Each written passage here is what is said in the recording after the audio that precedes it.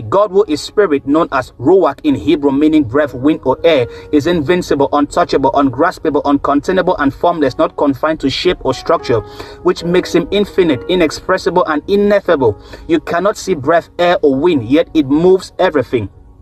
But from eternity, this formless God designed a configuration, an eternal form, a heavenly interface through which he rules, reveals, and relates with creation.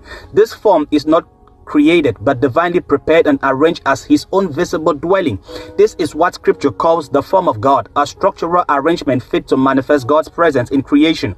It is how the Ancient of Days appears, the eternal face by which God interacts with his creation in order not to obliterate it.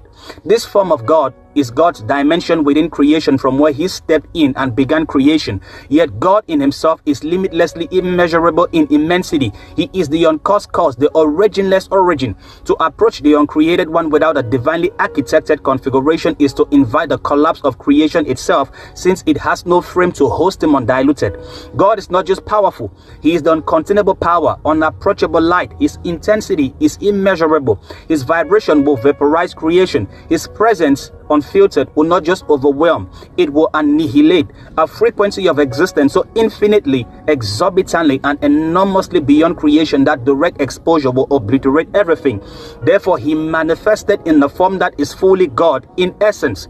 This is not him becoming less, this is him making himself reachable without being reduced. The cosmic interface through which the infinite engages with the finite. The terrifying becomes touchable, the holy order becomes knowable. That form was himself God, and also the dwelling of God.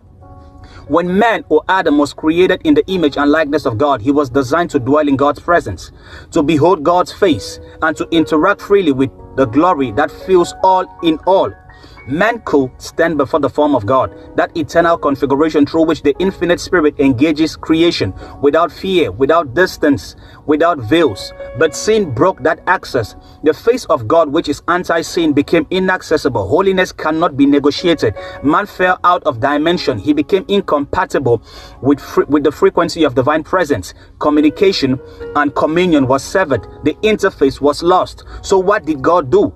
The same spirit who inhabits the form of God, who sits upon the throne of eternity, stepped out of that configuration. He emptied himself not of his divinity, but of the glory structure that made him unapproachable, inaccessible, and unrelatable, and took upon him the form of a servant. That's Philippians 2:7, which says the form of a man. The same spirit laid aside that garment of divinity, not the nature but the form, and put on another garment, the likeness of man. He stepped out of the glory garment known as the form of God and stepped into the humble garment called the form of a man.